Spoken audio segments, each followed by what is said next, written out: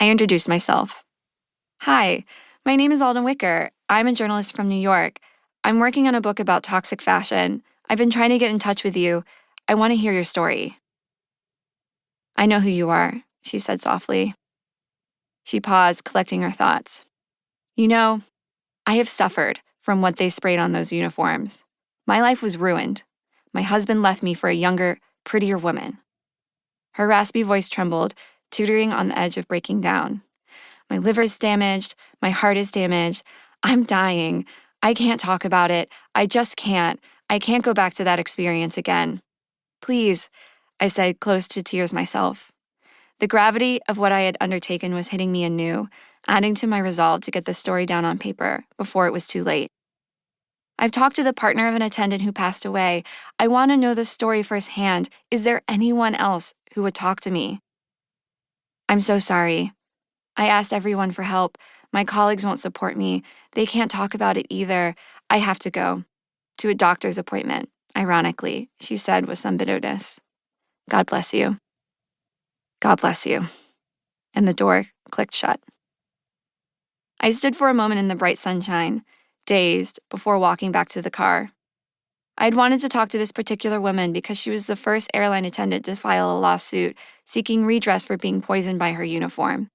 She was also one of the first people in the world to have an inkling about just how sick our clothing can make us. Few believed her at the time. Even now, just a handful of people can even start to wrap their minds around what happened to her. Back in the car, I tried texting some other potential sources. If this woman wouldn't talk to me, I knew I could find another.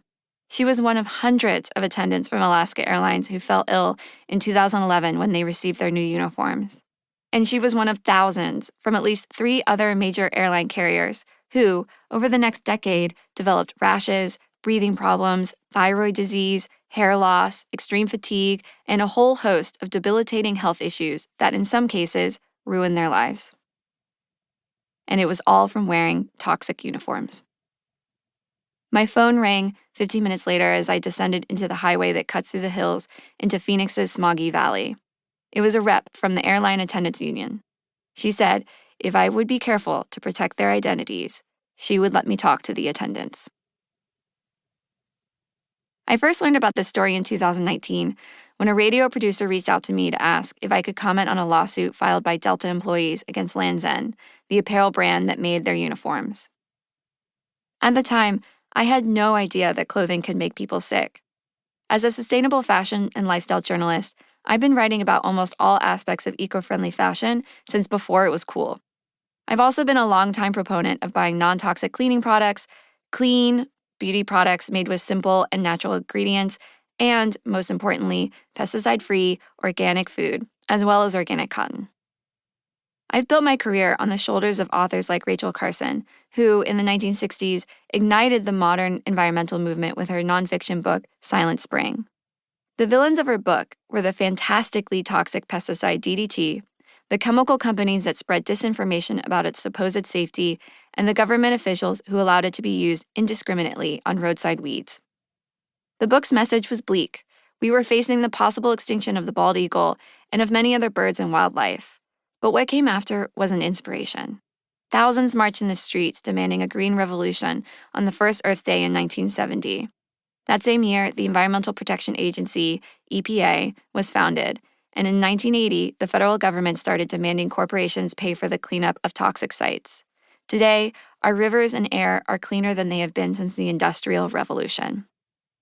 I learned all this in high school, alongside the bad news about climate change and biodiversity loss, inculcating in me a sense that some battles had been won, but the war for the planet's future continued.